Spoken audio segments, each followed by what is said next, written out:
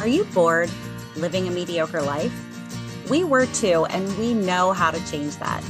Each week, we'll leave our comfort zones to explore a new topic, then step onto our soapboxes, a safe space to sound off on our latest adventure. Come explore with us. All opinions are welcome. This is a mindset. This is a lifestyle. This is Siren Soapbox. Hello, fellow explorers. Thank you for diving in with us today. Typically, the Sirens read, research, and dive into a challenge before recording. However, the format for this show will be a little different because we have an exclusive interview with Loveland's dynamic duo, Marvel Rich Ferguson, and her grandniece, Jeanette Jackson, who teamed up to write a fictional novel full of local history, Hunting Wildflowers. The team began writing when Marvel was 98 years young. Publication arrived just after her 103rd birthday. Hunting Wildflowers follows love letters from a time period crucial to American history, the Great Depression. These letters, written between two people in the Goshen Loveland area of Greater Cincinnati, expose the hard facts of rural life at that time. Their story brings that time period to life while focusing on modern-day struggles of a younger woman and the wisdom of an aging aunt. Jeanette and Marvel, thank you ladies so much for joining us today. You're welcome. Thank you. We're curious, have either of you written a book before, and what inspired you to write Wildflowers? No, we've never written a book before. So I've always thought, I think everybody has one good book in them. No, I love that. I like to read, but I sure don't like to write. Write a book. Right. So yeah, we've both been avid readers our whole lives. Yeah. So what changed your mind? What got you to write this one? Yeah. Well, again, it is a historical fiction, but it was inspired by some love letters that we found written to her grandfather during the Great Depression. And so I started reading them to her, and the backstory was more interesting than the letters, I thought. And, then COVID hit, and I moved in with my aunt, and I thought this was a blessing to be able to take off work and stay with my aunt, and just I wanted to take the time to document all of this. So what she was telling me, it took me 5 years altogether, 2 years before COVID and then 2 years during COVID. That's when we really hit our groove. So you're a great aunt, great niece writing team, and the main characters have the same relationship. And you just said it was inspired based on love letters. Are there any more parallels to reality in the book? I did 8 manuscripts. So I kept, when I first decided to do this, to share it with the world, it was just going to be based on the love letters, because we wanted to, which is the whole reason we did the book, is to show a lifestyle that no longer exists, and that, my aunt doesn't want forgotten. And so then then it was just going to be the love letters. Then I decided, let's throw some Loveland history into it, and maybe not being a good writer, couldn't really do that without throwing the aunt and the niece into it. That was manuscript 3. And I just kept adding more complex levels. So I think the 4th or 5th one, I decided to make the woman in the letter and the modern day niece, I gave the women similarities. So, and a lot of this stuff is kind of subtle, but people are picking up on it, just so you can judge for yourself what women have or haven't gained in the last 80 years. And then at the very end, I decided to add in the faces of Loveland, the face that she grew up in Loveland, what Loveland looked like in the 50s, and what Loveland looked like today. And again, at that point, I was thinking, I'm going to write this so that this book will be history in about 20 years. So we touch on the gentrification a little bit, because that's not unique to Loveland. Right. In the book, Denise will Google things. Who knows in 20 years if Google's going to be around, right? Yeah, that's fun to think about.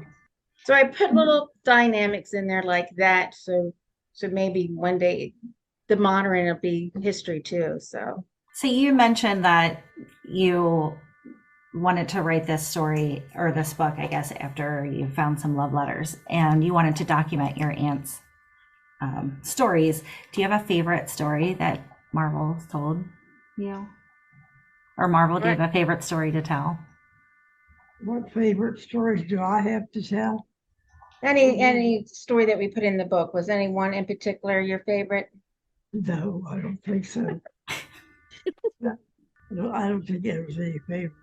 How do you think Loveland has changed over the years?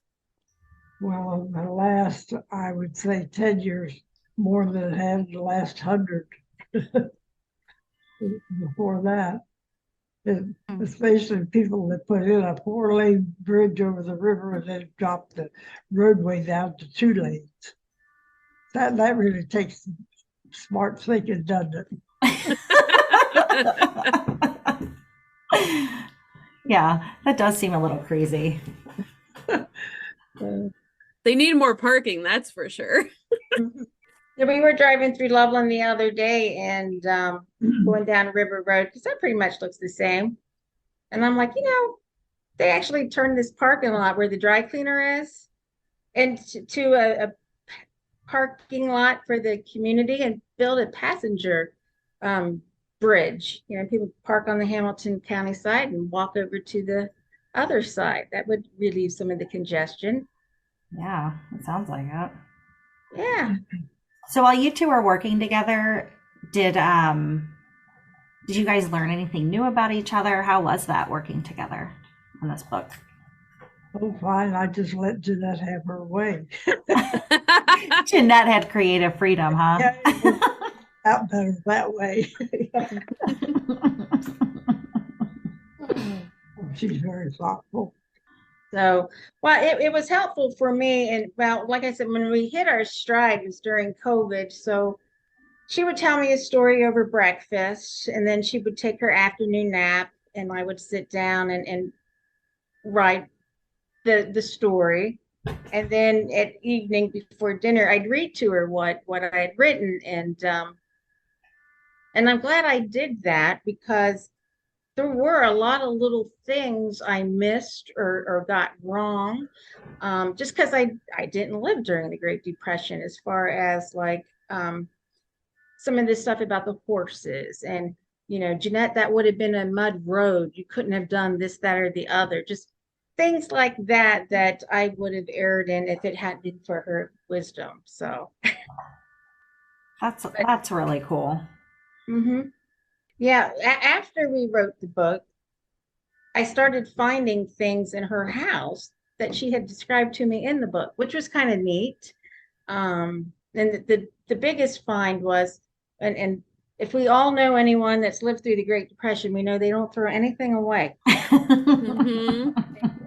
But I found the carriage lantern, right? That's the correct word. Yeah. That Grandpa really did have on his horse and buggy when he traveled from Goshen to Owensville. And that was a 4-hour commute by horse and buggy.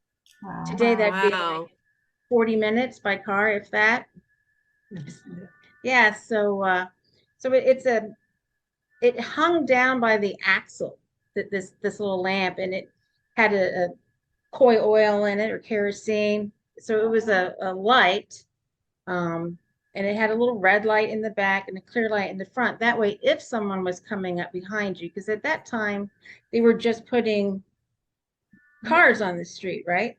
Well, yeah, not too many, but enough. Yeah. It would cause problems. So the lantern hung from the axle, the rear axle on the wagon or buggy or whatever they was pulling.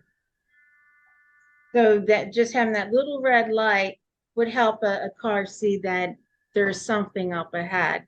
And then the front of the carriage light would shine through the horse's legs and hit the road. And that's all the light you had. And again, these were, if you were lucky, muddy roads, sometimes gravel, sometimes just a horse path. So, I mean, things like that I learned, I found fascinating. 4 hours from Goshen to Owensville.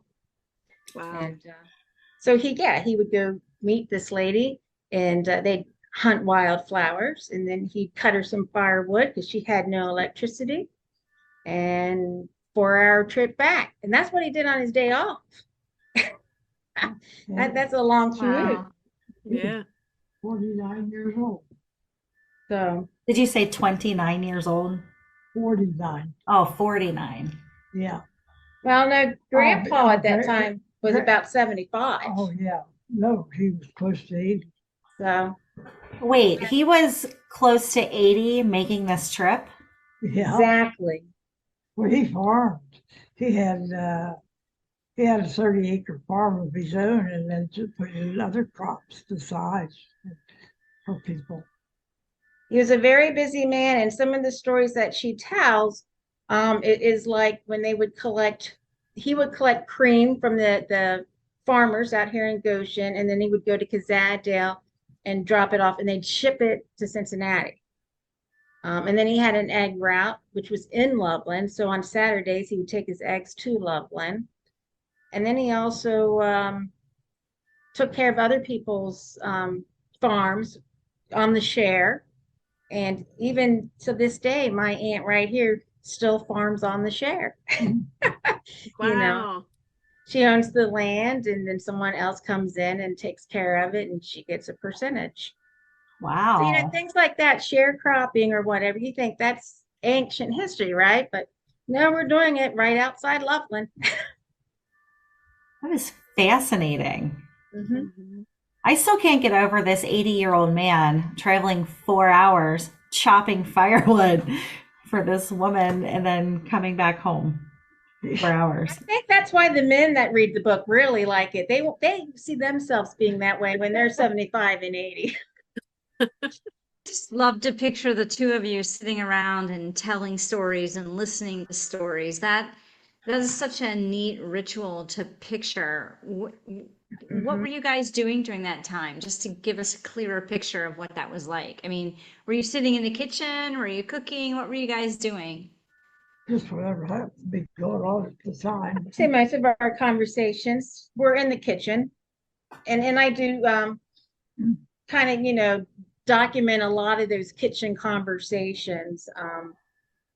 And I mean, it's in the book. It says we're in the kitchen, the dogs are running through, blah, blah, blah. So, all of the animals in the book go by their real names. Good to know. That is good to know. So there really was a cow named Nancy. Aw. First staff we had raised a cow. I think one of the stories in the book, during the Great Depression, her brother was getting paid 50 cents a day for work.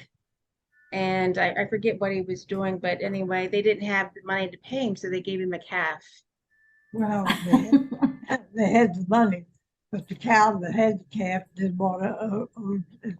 They didn't raise.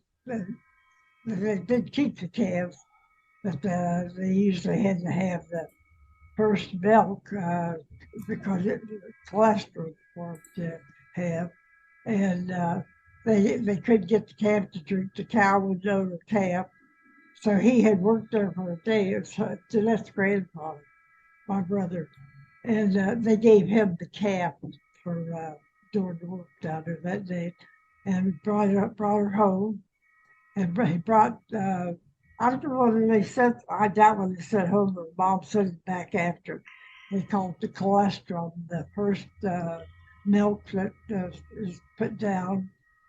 And women have that too if they breastfeed. It's nature's way of giving you immunity to the major problems that could happen when you're younger. And so she raised a calf. We named her Nancy. No. I love Yeah. that. Well, and this was in the 1930s, and Nancy was still alive when I was a kid in the 70s. Oh, wow. What? Yeah. So Wow. these are just little things I learned, listening to her stories. I'm like, wait a minute. I know What's that. in the What's in the water over by you guys? You guys have good genes and everybody's around for a good long time.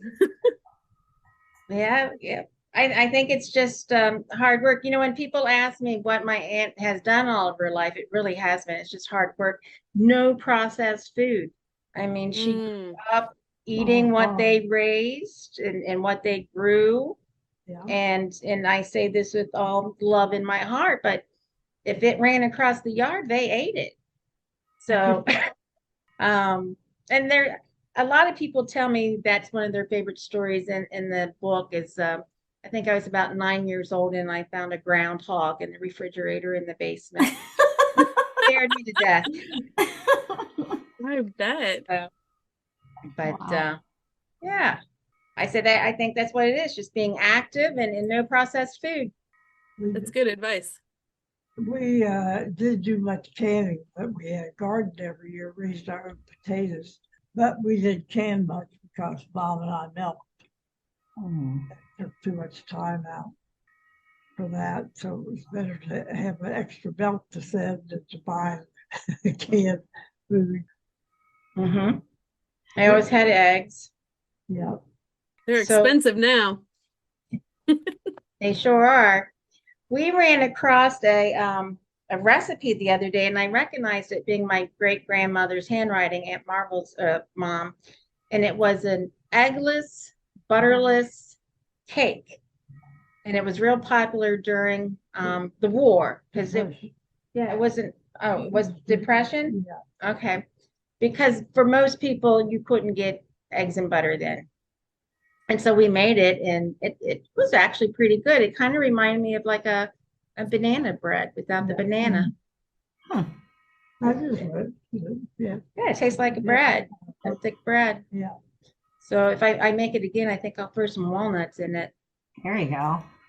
So see that, yeah, without eggs and without butter, we've got the recipe, don't we? Yeah. We put it out there on Facebook. A couple people have made it, I think, by now. Yeah. We'll have to try that. Heck yeah. Yeah. I know that was one of the questions you were going to ask. I'm sorry if I jumped the gun. How to find us?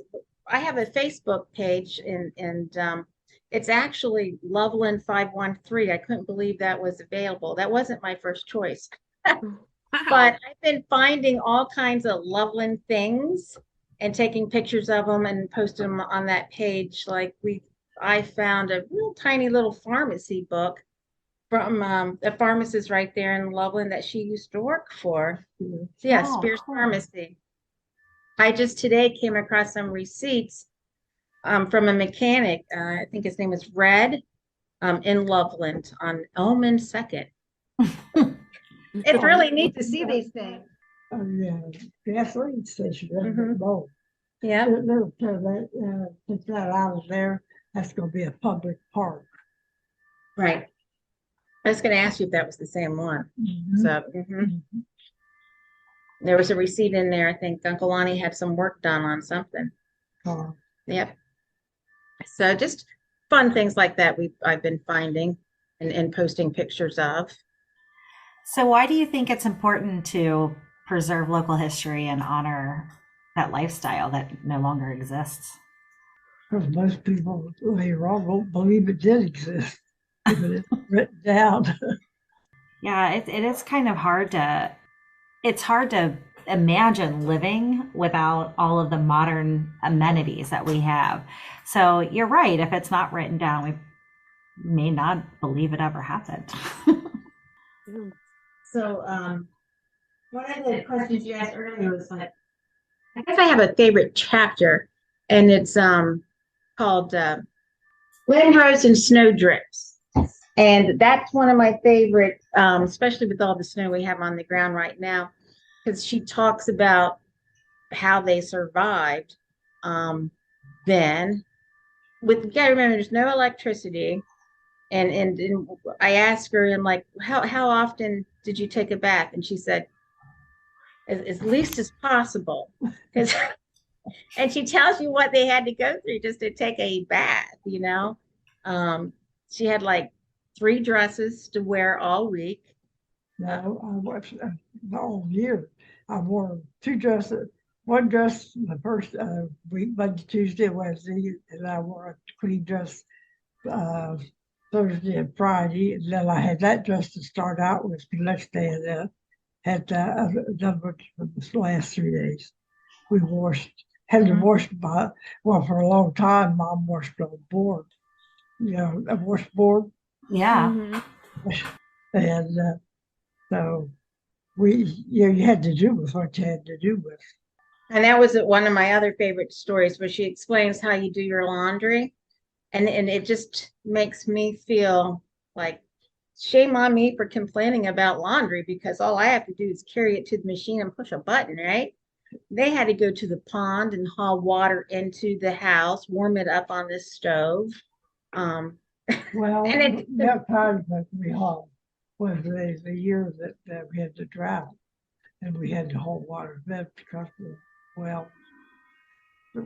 everything went dry pretty much around, and you haul the water. We had the car had a 800-gallon tank on it, and we had to haul the water for the cows to drink. Oh, yeah. And we didn't have a pond to go through, or a pond at that time. I bet cows need a lot of water each day also. Yeah. Mm-hmm. And I would say her family was probably one of the more well-to-do families during the Depression, because they didn't go hungry. Yeah. They were able to grow and raise whatever they needed. Plus, her father worked 3 days a week at Peter's Cartridge out here in Kings Mill area. Yeah. So he retired from there. Mm-hmm. And the book talks about how important Peter's Cartridge was to this community for a long time. So it sounded like, from the stories I was hearing from my aunt, they pretty much employed everybody. And that's one of the reasons why a lot of people came to this area, was to get a job at Peter's. Got out of the coal mines or could get away from them. And maybe somebody from their family come up around, looked the place over, and that word and went back.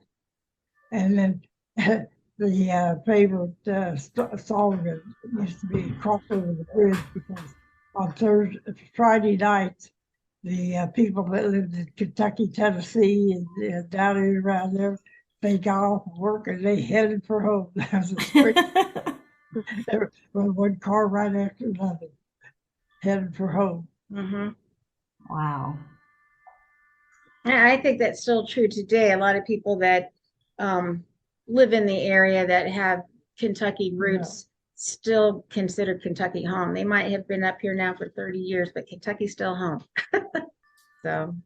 Yeah, my grandfather grew up in the Great Depression, and he, when he was an older adult, would not eat onions because that's all he ate during the Great Depression, and he couldn't stand it. Yeah. Or maybe they have a garden. Could they raise other things besides onions? They were very poor, and I know that was the only thing that they could afford. And he had just lost his parents, I believe, and it was his older sisters taking care of him. But that was the only thing I really knew about the Great Depression from him, was that that's all they ate was onions. And that's what I thought everybody did for the longest time. Probably quite a few did. What part, whereabouts was he born and raised? He was born in Poland, and then he came over to America around the Great Depression, and they were in the New York, New Jersey area. Oh. Well, my aunt here won't drink milk, and she's been milking. And how old were you when you started milking? I milked, I guess, about 13, 14, somewhere up there. So she's probably been milking cows for about 70 years. And won't drink milk. No, good saying it. Yeah, I wouldn't drink milk either, probably. Really? Well, actually, I don't have to milk cows, and I still don't care to drink milk, so I get it. Yeah. Milk cows? Yeah, I said I don't have to milk cows, and I still won't drink milk. Well, I milk cows, but I couldn't drink the milk. No. Marvel, do you have any advice for today's generation? Oh, goodness, no. No. Are we too far gone?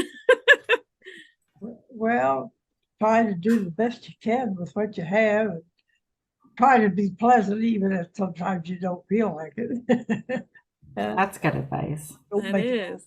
up, but I try to.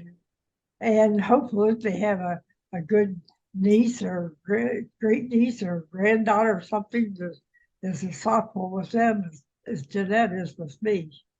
I hope that as well. I hope that I have a family that I can be that close to. And when I was writing this, I tried to write it in a way too that because I was thinking of my own nieces, that somebody, around the age of 9 or 10 would read it and get something out of it too, if nothing else, just to appreciate what we have and the lifestyles that we have today. So, what advice do you have for someone who would like to write a fiction book, but base it on local history? Well, go to the source, talk to someone who's lived it, and that was fun. Because after I wrote the 8th manuscript, and I had a beta readers group, and I had other fact checkers, and everything my aunt told me was accurate. So, and again, she was telling me these stories between 98 years old to 103, and everything she's told me about Loveland and Goshen and Kazadale, it all checked out. Nobody could find anything wrong. Wow. So, what a memory. I know. I could barely remember what happened last week. I was trying really hard to remember what I did on Friday night a few hours ago. We were interviewed by the Goshen Historical Society, and right from the get-go, they start asking her, who was your kindergarten teacher? And she just whips out the name. Who was your principal? She whips out the name, and I'm thinking, I can't even do that. No. There's no way. So That's impressive. She remembered the name of the 3 doctors that were in town. And here's a story that didn't make it in the book that's kind of fun. She's worked in a law office. She's, like I said, she worked at a pharmacist. She worked at a doctor's office, assisted in surgery. And this was all in the 30s and the 40s. But the job she wanted to be an airline stewardess. And she couldn't get that job because you needed to have a degree. You needed to be an RN to be an airline stewardess. Oh, Isn't that something? that is interesting. Yeah, I didn't know that. Wow. Well, we ask all of our guests this question, and we would love to hear your answer as well. What gets you ladies out of your comfort zone and excited to explore? Not much of anything excites me anymore. She's been saying that since she's been 100. It's just another Christmas. but no, I talking with you ladies, it gets us out of our comfort zone. It's something new for us, but exciting, and we're glad that people are interested in the book and what it has to say. So again, it's just documenting a way of life that no longer exists. We sat at the kitchen table each night after supper, and Jeanette wrote on her book. Now, I had fun with the characters just to make the story more interesting. So that a lot of different people have come after us, like, well, who is Lillian? And how much of that really is you? And blah, blah, blah. And it's not all true. That the characters are characters. And that was hard for us in the beginning. And I didn't realize that writing a book that, it literally took me like 8 months to get it out of my head. And my story editor had to help me. You're not writing about yourself, Jeanette. You're not writing about yourself. And then once I got over that hurdle, then it took my aunt here about another 6 months. It's like, I'm not talking about you. Or like I said, she'd tell me a story in the morning, and I'd write it up and then read it to her at night. And she'd say, well, That's not how it happened, but your way is more entertaining.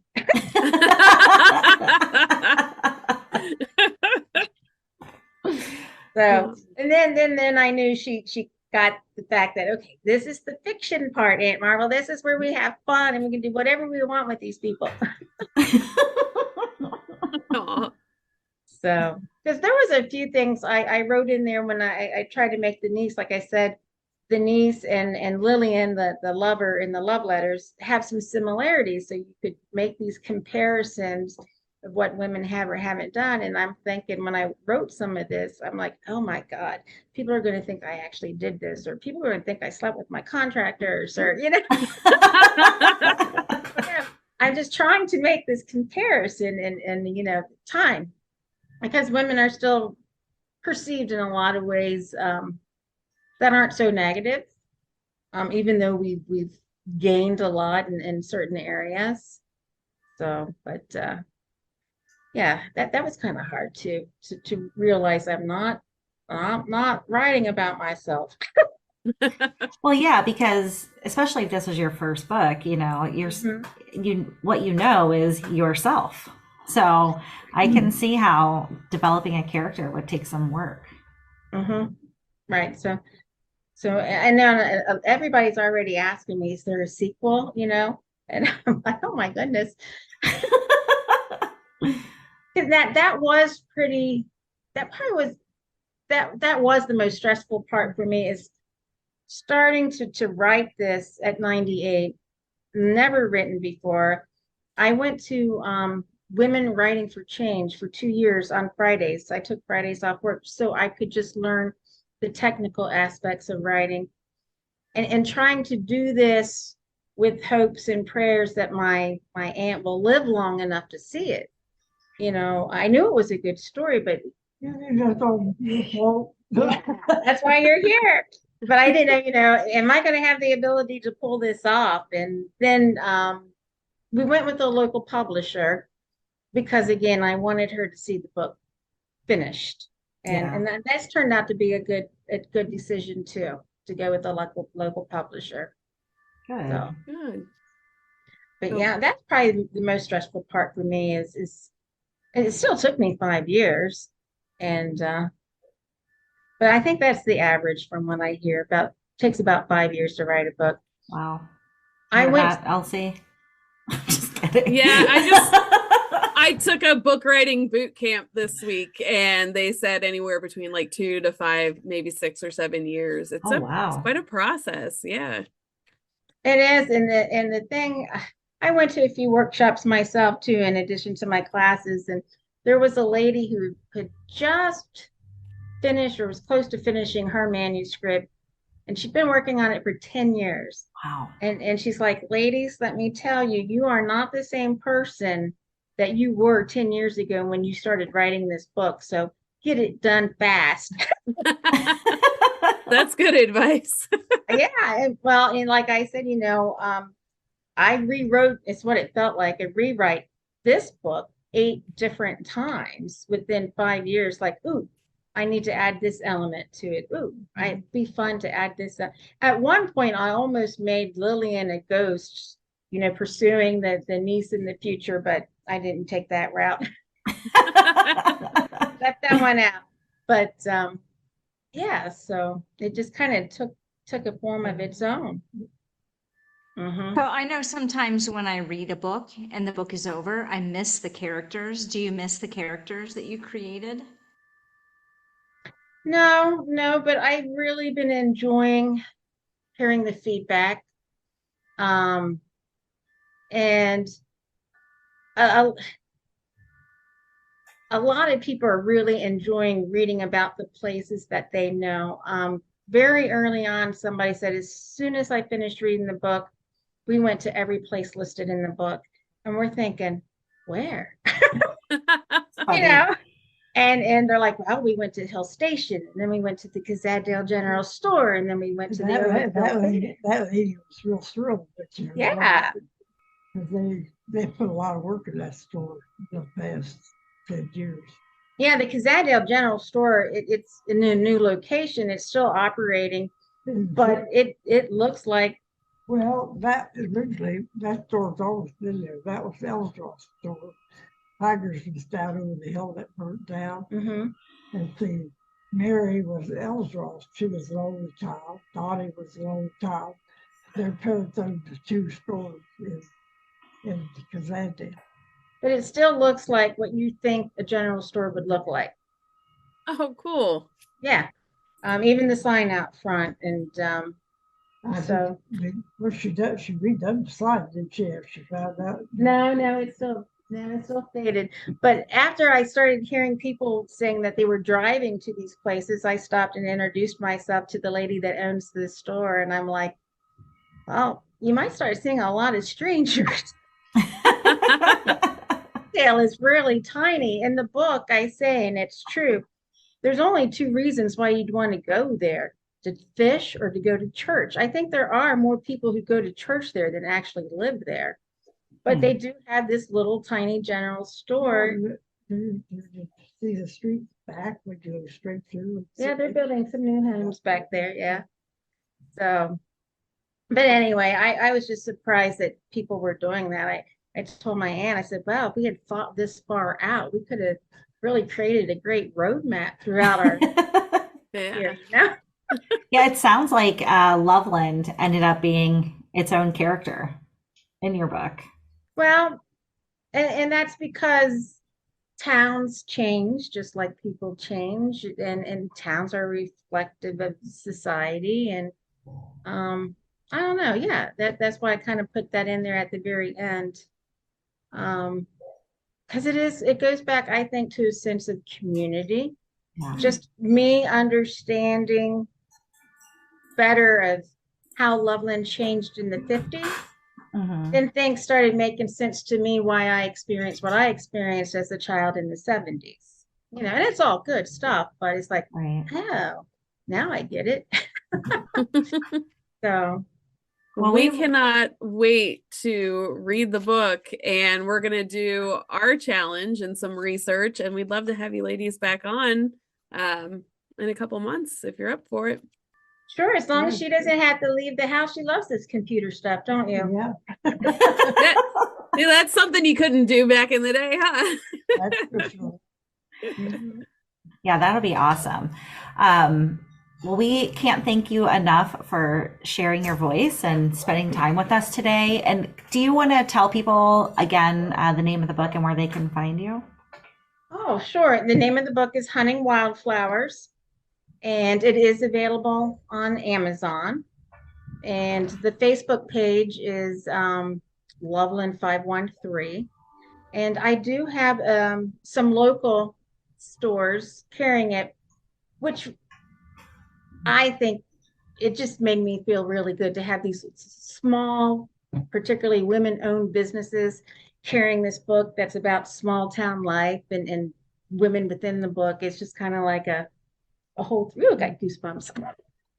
So, yeah, so I think, and it's even in a couple of the libraries now, Goshen, Mara. Oh, that's cool. Hamilton County. Well, I just bought it now with one click. So Great. That's done. I got myself the signed copy. Oh, nice. There we go. Yes. Wait, there it is. Nice. That's awesome. Because I met Jeanette, was it just last month, December? Well, it was a Christmas event. Yeah. So your book had just come out then. It did. It just came out in October, and we've sold over 200 copies. Oh, wow. Congratulations. Fantastic. Yeah. 201. Yeah. Well, you know, and a lot of people, and one girlfriend of mine in particular, I hadn't talked to her in decades, but she sent me this random message from Florida saying, hey, I bought your book and I've been reading it to Dad, and, you know, he is just loving this. So I thought that was neat, in the fact that, you know, well, the age difference in years, and you know, they're sharing a common bond with our book, just like the bond we had writing it. I thought that was really sweet. Neat. Yeah, I love that. So, yeah, it has been fun listening to what people are getting out of it. It really has been. Yeah, well, we can't wait to talk to you about it again. So thank you so much for joining us tonight. And thank you, fellow explorers, for listening to this episode. Get in touch with the Sirens at our website, www.sirensoapbox.com. And until next time, dive in, stay curious, and be happy. Thank you so much for listening to this episode of Siren Soapbox, and a special thank you to C Strings for providing our music. Snag their latest EP from iTunes today. Follow the Sirens on all the social medias, and don't forget to tell your friends about us. Like and subscribe wherever you listen to your podcasts. We'll catch you next time on another episode of Siren Soapbox.